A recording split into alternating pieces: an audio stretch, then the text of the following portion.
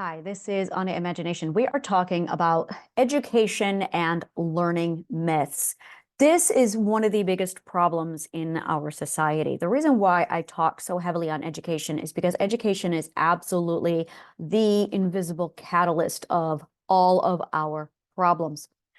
When you ask a question and you can't find the answer, it's because the education is the problem. Proper education allows you to immediately figure out what the problem is, or you have the tools via education to solve the problem. And because we have a really incompetent educational system, people do not have the ability to assess the problem, switch over into problem-solving mode, or dissect the problem. I have been studying finance and trading. I have been studying investments and real estate.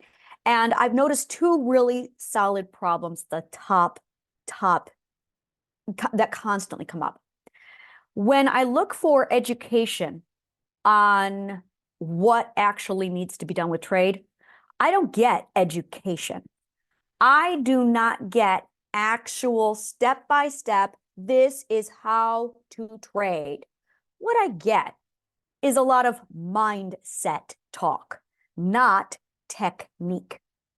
And this is absolutely vital when it comes to any kind of education, is when you are looking for education, there is technique, there is order of operations, and then there is the mindset. And a mindset is not an education. A mindset is your emotional mental environment. It is not the strategic how-to step-by-step guide as to how to execute and get things done. It is the how to do it, which is the step one, step two. Here's the order of operations and the sequencing. It is almost impossible to find the order of operations and the sequencing. And if you don't have the order of operations with the sequencing, you're not going to get jack and fucking shit done, no matter what your mindset is. Which is why the majority of the education that we have out there is invalid, is because it lacks the order of operations and the sequencing. The information I am giving you, order of operations and sequencing, is mathematical problem solving. If you are educated in mathematical problem solving, then you would know, oh, mindset is not the problem. We are so focused on the mindset that we are ignoring the actual technique. I'm going to translate this to you in a different way. Mindset is actually praying. The concept and the techniques that go into prayer and manifestation and mindset are identical. It's the same thing.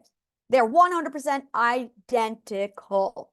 Manifestation, prayer, and mindset cultivation are the exact same subject. So if you are just focused on mindset, it is equivalent to just praying. So we have an entire culture that's no longer praying, they're just meditating, and nothing's getting done. True education is order of operation and sequencing. Learning is skill building. So you have skill building, and then you have the order of operations and the sequencing. It's literally a recipe. I want to translate this into an example that's really going to hit home. Cooking. Mindset is equivalent to sitting on your ass, watching TV going, I got to do the dishes today. I'm going to do the dishes. And then I'm going to cook. I'm going to cook brownies. I can do it. I'm going to go into the mindset to cook brownies. My God, I don't want to do it, but I can do this. I'm going to get into the mindset to cook brownies. So you go in, you grab the recipe, you sit on your ass, and you look at the recipe book. I'm going to cook the brownies. I can do this. Any day now, I'm going to get motivated enough to get off my ass, go do the dishes, and cook brownies. And you just watch TV. The skill is going into the kitchen and washing the dishes, getting the preparations, and combining the ingredients in the right order of operations. Learning how to do it is literally building the recipe. Now, either you have the recipe or you have to build it. Trial and error is actually trying to figure out the recipe from scratch. Imagine trying to make a cake without a recipe. Can you do it? If you are a chef, please don't comment. Of course you can do it. But focus on the metaphor. If you are not a chef and you don't know the recipe for cooking a cake, can you do it? If you don't know how to do it, well, then how are you going to bake a cake? And you can't Google a recipe. How do you bake a cake without a recipe? I do this with cookies. I can bake cookies without recipes. Basically, it's literally, well, this is what I did when I learned how to bake cookies. I studied the chemistry, the purpose of every piece of ingredient required, what flour does, what rising actions do, did I just say rising actions? What rising agents do, what fats do inside cookies, what all of these ingredients are, what the role they play, what eggs do. And then after that, I studied, well, I made 72 batches of cookies in one day. That's what I did. I did it. I took my comprehension of, okay, I need a flour, I need a fat, I need a sugar, I need a rising agent, and I need egg to combine them together into a precise ratio to get a precise concoction to see what kind of results I can make. And then once I figured out exactly what those 5 components do, I was able to adjust it precisely to get the exact kind of cookie that I enjoy. And then I made 72 batches to trial and error and tweak my recipes until they are my recipes. And now I don't need a recipe. I can just go make cookies whenever I want.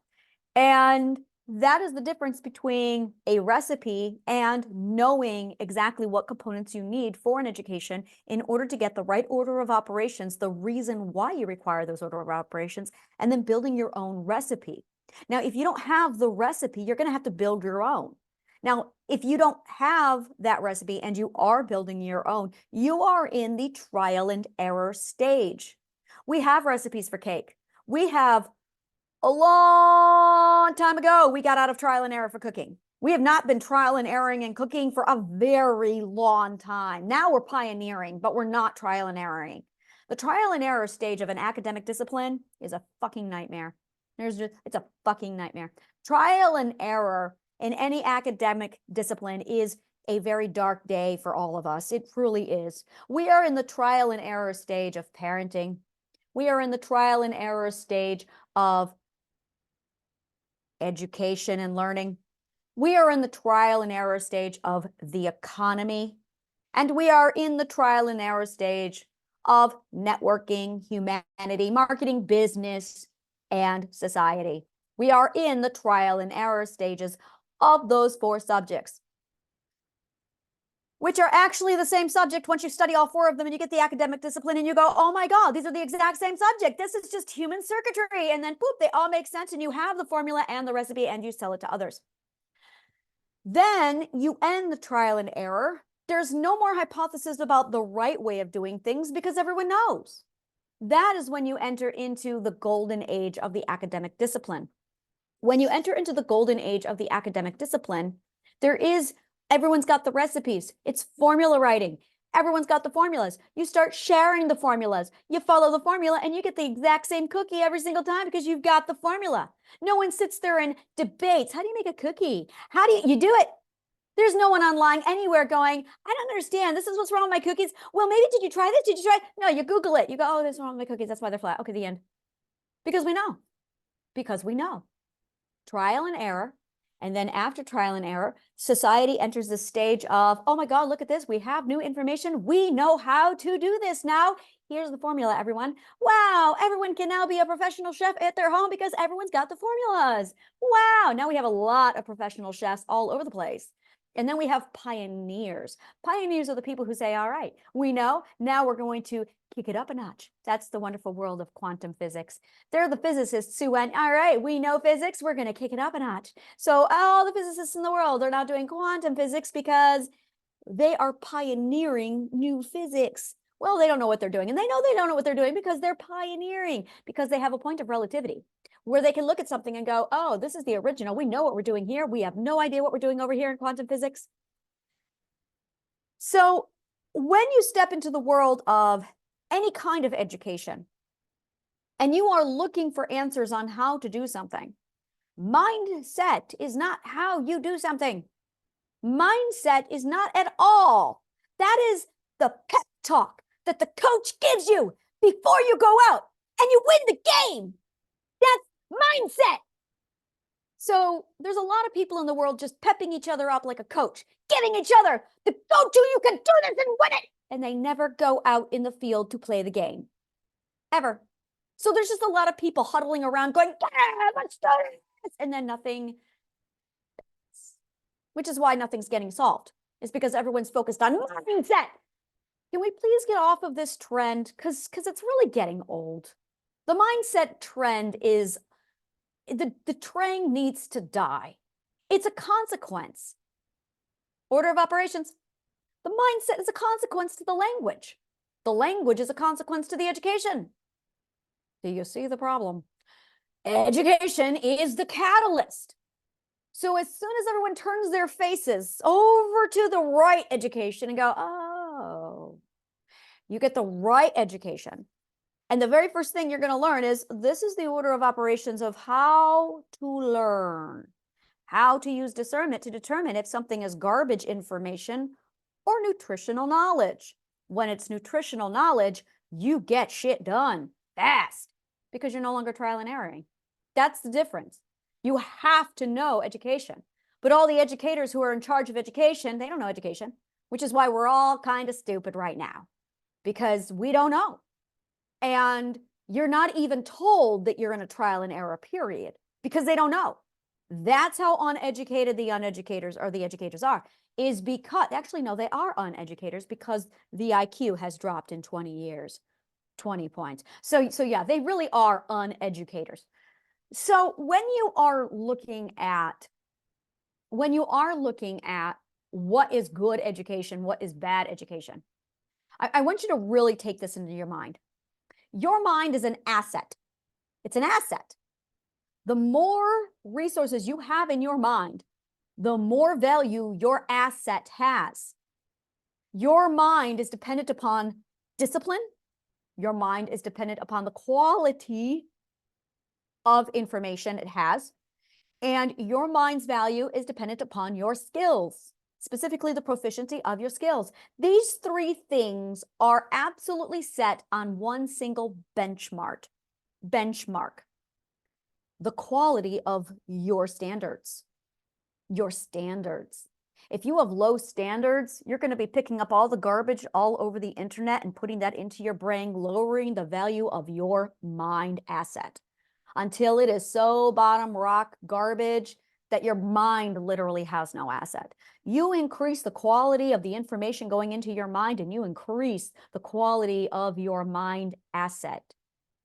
You raise your standards on what you allow into your mind, and you are going to see a completely different lifestyle fall before you. Your mindset's going to change. Your language is going to change. Your lifestyle is going to change. Mind style or mindset is absolutely a consequence. And had you studied quality education, you would know the order of operations and chain reaction science to know that you have to fix the invisible catalyst instead of a symptom. Because when you try and alter a symptom, well, that's like putting a Band-Aid on an amputee. That's not going to work. You've got to address the problem. The problem is the invisible catalyst, which is education. But you've got to first raise your standards on the quality of education, or else you are putting garbage into your asset, decreasing the value of your asset. Every time you gossip, you are decreasing the value of your asset. Every time you read garbage information on the internet, you are decreasing the value of your asset. Every time you decide to memorize useless information, you are decreasing the value of your asset. Every time you are choosing who your teacher is, if you are not educated enough to decide who should be teaching you for your brain, how do you know you are either lowering or increasing that asset? You have to have the ability to determine quality and standards. And then you've got to decide where to set that standards and exactly what volume you're going to turn it up or down. But remember, the lower you turn down that volume, the stupider you're going to get. The more you turn down that volume, the lower your mind, the asset is going to be. The more you turn up that knowledge, the more you are going to increase the quality on your mindset. When you are more selective about what you learn, where your time is going to go to invest into quality and nutritional knowledge, your quality of your asset is going to increase. This is 100% going to set off a chain reaction that is going to change your mindset, that is going to change the language you use. It goes language and then it goes mindset. I really need to clarify that. Language first, then mindset, which is why people who learn speak properly. People who are uneducated don't speak properly. It's the most defining characteristic between an educated person and an uneducated person is an educated person speaks proper English. They speak clearer. They speak more articulately. They are more eloquent because they have increased the quality of their mind. Education is the catalyst, language, then mindset, then action, doing, learning, then the quality of your life. But people are trying to force the quality of their life. They're trying to force the mindset. They're trying to manipulate everything. They're not focused on the language and they're not focused on the education because they have poor education. So they're all focused over here. The psychologists are focused over here because they have poor education. Educators are focused over here because they have poor education. That's an oxymoron. Economists are over here because they are not paying attention to quality education. Because the education has completely tanked, we have no idea that chain reaction science even is a part of this. So the people who are putting all these formulas together to build the equations because they don't know are all chasing symptoms and red herrings because they don't even have the mathematical education to determine a chain reaction catalyst from an actual symptom. And as a result, they have no idea what it is they're actually doing. And these are the people who are teaching us. So if you do not learn how to use mathematics and logic to better your education and raise your standards, you are just going to keep turning down the quality of your asset, lowering the value of your own mind. And as a result, your mindset is going to suffer. Your language is going to suffer. Your lifestyle is going to suffer. Do not confuse mindset as being the solution to the problem. It is just another symptom. Education, and this is really what it comes down to, is people don't want to invest the work in education. There is so much educational trauma that when people think, oh, I have to educate, no, let's manifest instead. Let's pray instead. Let's repeat positive affirmations instead. Maybe that will override the logic in my head with falsehoods. Now, sometimes people get it. The reason why it works for some people is because their core logical chain is not contradicting to positive affirmations. But if you have core logical, well, if-then clauses inside of your brain that contradict positive affirmations, the positive affirmations will not work because logic is stronger than positive affirmations. Logic is stronger than positive affirmations. Nothing breaks logic unless, well, you have to out-logicize logic in order to overcome logic. The only thing that takes out illogic is logic. You can't use positive affirmations against a solid if-then clause. You can't do it. You have to go to the root of the problem and go face to face and head off with a logical proof. But if you're not armed and educated in the logic skill and the problem solving skill, you're not going to know to do that and you're not going to know how to do that. And this is where other people will go, well, it's your mindset. No, it's really not. Because your mindset is not mathematical logical breakdown of evaluation in the language skill, which most people don't have. Is language and trauma. And this is it right here, is the first, when you look at the chain reaction of our educational system, when you look at a societal chain reaction, the first two components are always education and then language. And these are the two top traumas in the world, education and then language. The next one is mindset and awareness. Awareness is a symptom. You're not going to get aware if you're not educated. Awareness is the first symptom. So everyone's focused on awareness. Education is the invisible catalyst because when you study mathematics and logic and education, the very first thing you learn is the catalyst is always invisible. It's so invisible that no one sees education as the actual catalyst to awareness. You are not going to get awareness if you are not educated. And you are not going to get the proper or the right awareness if you are not properly educated. So you have got to be the one to determine self-authority. You are the one who has got to determine what quality of education you are going to receive in order to turn up that volume to increase the value of your asset, of your lifestyle, of your mindset, and then of your dreams. It's absolutely consequential, 100% to the catalyst and what kind of education you decide to pursue. Thank you so much. If you want to activate the next action in this chain reaction, click on the link below. Thank you so much, and may the kindest of words always find you.